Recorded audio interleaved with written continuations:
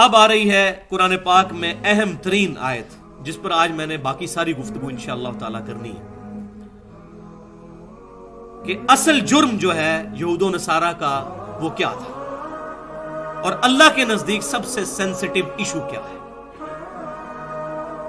ان اللہ لا یغفر ان یشرک بہ، بے شک اللہ تعالیٰ اس گناہ کو تو ہرگز معاف نہیں کرے گا کہ اس کے ساتھ شرک کیا جائے، وَيَغْفِرُ مَا دُونَ ذَلِكَ لِمَن يَشَاءُ، اور اس کے علاوہ جتنے گناہ ہیں جس کے لیے چاہے گا معاف فرما دے گا۔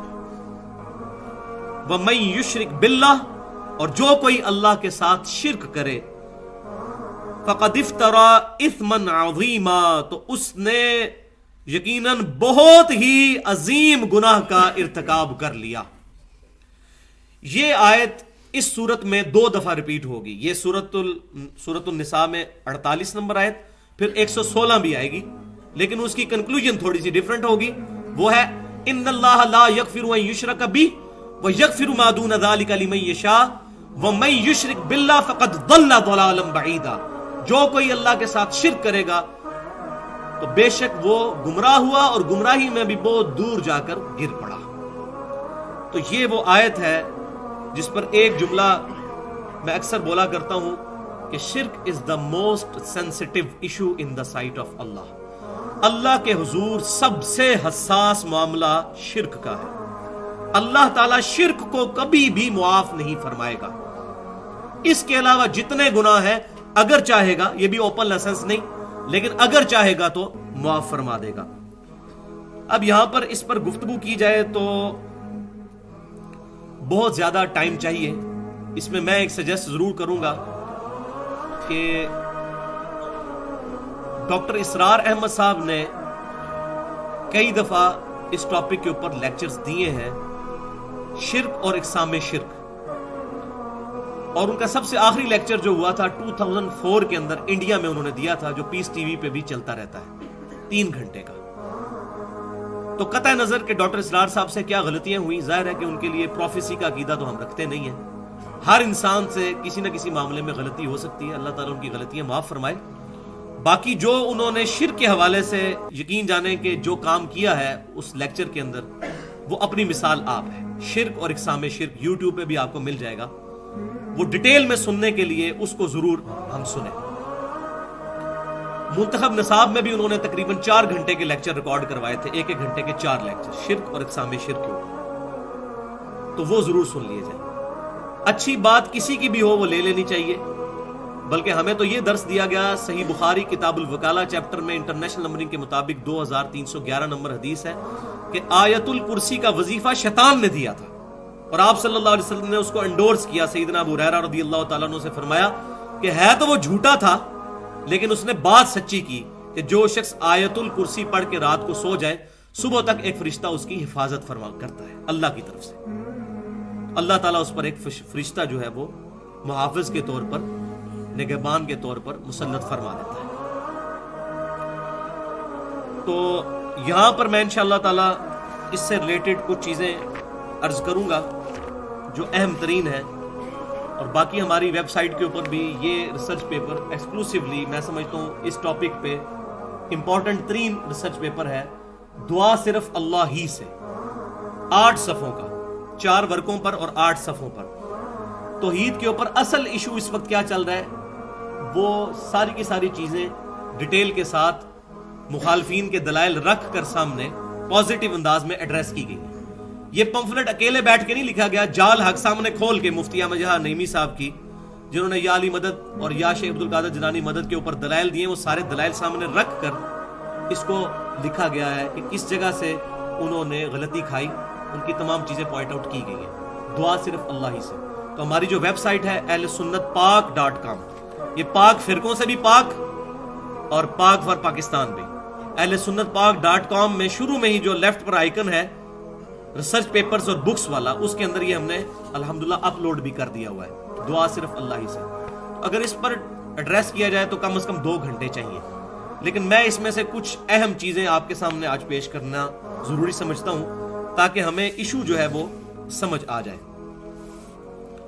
تو تو جہاں تک شرک کی سینسٹیوٹی کا تعلق ہے، اس کے حساس ہونے کا تعلق ہے، تو اس پر تو بہت دیر بولا جا سکتا ہے، لیکن میں ایک دو آیات اور دو احادیث پیش کروں گا۔ ایک تو آیت ہم سن چکے، ایک اور آیت سورۃ الزمر کی آیت نمبر 65 ہے۔ بسم اللہ الرحمن الرحیم، وَلَقَدْ أُوحِيَ إِلَيْكَ وَإِلَى الَّذِينَ مِنْ قَبْلِكَ لَئِنْ أَشْرَكْتَ لَيَحْبَطَنَّ عَمَلُكَ وَلَتَكُونَنَّ مِنَ الْخَاسِرِينَ۔ اور بے شک اے محبوب صلی اللہ علیہ وسلم، ہم نے آپ کی طرف بھی اور آپ سے پہلے جتنے بھی انبیاء گزرے ان کی طرف ایک وحی کی تھی کہ اگر تم نے شرک کیا تو تمہارے سارے اعمال برباد کر دیے جائیں گے اور تم خسارہ پانے والوں میں ہو جاؤ گے۔ یعنی ان نبیوں کے ذریعے امتوں تک یہ پیغام پہنچایا گیا کہ جس نے بھی شرک کیا اس کے تمام اعمال اکارت کر دیے جائیں گے اور وہ نقصان پا جانے والوں میں سے ہو جائے گا۔ سورۃ المائدہ کی آیت نمبر 72 ہے، جو عیسیٰ بن مریم علیہ السلام کا خطبہ اللہ تعالیٰ نے نقل کیا ہے۔ اس کا کنکلوڈنگ جملہ ہے، اِنَّهُ مَن يُشْرِكْ بِاللَّهِ فَقَدْ حَرَّمَ اللَّهُ عَلَيْهِ الْجَنَّةَ وَمَأْوَاهُ النَّارُ وَمَا لِلظَّالِمِينَ مِنْ أَنصَارٍ۔ بے شک جو کوئی اللہ کے ساتھ شرک کرے گا تو اللہ تعالیٰ نے ایسے شخص پر جنت حرام کر دی ہے، اس کا ٹھکانہ آگ ہے اور وہاں اس کا کوئی مددگار نہیں ہوگا۔ حتیٰ کہ صحیح بخاری اور مسلم کی متفق علیہ حدیث ہے، امام کائنات سید الاولین والآخرین شفیع المذنبین رحمت للعالمین سیدنا و مولانا امام اعظم محمد رسول اللہ صلی اللہ علیہ وآلہ وسلم کا ارشاد ہے کہ اللہ تعالیٰ نے ہر نبی کو ایک مقبول دعا دی، ہر نبی نے اپنی دعا اسی دنیا میں کر لی، اور میں نے اپنی دعا اپنی امت کے لیے چھپا کر رکھی ہے۔ اپنی اس دعا کے ذریعے قیامت والے دن میں اپنی امت کی شفاعت کروں گا، اور میری شفاعت سے ہر شخص کو فائدہ پہنچے گا سوائے اس شخص کے جس نے اللہ کے ساتھ کسی قسم کا شرک کیا۔ شرک is the most sensitive issue in the sight of اللہ۔ اور پھر صحیح مسلم کے اندر حدیث موجود ہے، کتاب الدعوات کے اندر، یہ بہت زبردست حدیث ہے، بڑی رکت انگیز حدیث ہے، سیدنا ابو ذر غفاری رضی اللہ تعالیٰ عنہ سے، جامعہ ترمذی میں بھی موجود ہے کتاب الدعوات میں، کہ اللہ تعالیٰ فرماتا ہے کہ اے میرے بندے، اگر تو زمین و آسمان گناہوں کے بھر کے آ جائے قیامت والے دن میری بارگاہ میں، اور تیرے نامہ اعمال میں اگر شرک کا گناہ نہ ہوا تو میں اس قدر مغفرت کے ساتھ تجھ سے ملاقات کروں گا۔ یہ اتنی بڑی بشارت ہے شرک سے بچنا۔ اب یہ نہ سمجھیے کہ شرک سے بچنا صرف یہی ہے کہ اللہ کے علاوہ کسی کے آگے ماتھا نہ ٹیکا جائے۔ شرک کی پھر آگے باریکیوں میں جائیں تو بہت زیادہ چیزیں ہیں، لیکن وہ شرک جلی جو کبھی معاف نہیں ہونا، وہ دو ہی چیزیں ہیں، ایاک نعبد و ایاک نستعین۔ باقی باریکی چیزیں جو آتی ہیں جو شرک خفی میں ہیں وہ قابل معافی ہیں، لیکن انبیاء کرام ان سے بھی پاک ہوتے ہیں۔ اسی لیے ابراہیم علیہ السلام کا جب بھی ذکر کیا گیا، ان کو جتنی بھی ڈگریاں دی گئی اینڈ پہ کیا فرمایا گیا؟ ما کان ابراہیم یہودی ولا نصرانی، ما کان ابراہیم یہودی ولا نصرانی۔ ابراہیم علیہ السلام نہ تو یہودی تھے اور نہ عیسائی تھے، ولکن کان حنیفا مسلما وما کان من المشرکین، بلکہ وہ سب سے ٹوٹ کر ایک اللہ کے ہو گئے تھے، اور سب سے بڑی خوبی ان کی کیا تھی؟ وما کان من المشرکین، وہ مشرکین میں سے نہیں تھے۔ قیامت والے دن سب سے بڑی ڈگری کسی شخص کے لیے ہے کہ اللہ تعالیٰ فرما دے کہ تو نے کسی قسم کا شرک نہیں کیا۔ قرآن پاک میں تو خواہش نفس کی پیروی کو بھی شرک کہا گیا۔ افرائیت من اتخذ الہہ ہوا، اے محبوب صلی اللہ علیہ وسلم، اس شخص کو دیکھا ہے کہ جس نے اپنی خواہش نفس کو اپنا رب بنا لیا۔ جو شخص فجر کے وقت اپنی نیند کے پیچھے فجر کی نماز چھوڑ دے تو اس نے اپنی خواہش نفس کو اپنا خدا نہ بنا لیا۔ یہ بھی شرک ہی ہے کسی، یہ اس درجے کا شرک نہیں ہے کہ جو معاف نہیں ہوگا، ظاہر عقیدے میں تو وہ مسلمان ہی ہے، لیکن باریک سا شرک تو یہ بھی ہے۔ تو وما کان من المشرکین بہت بڑی ڈگری ہے۔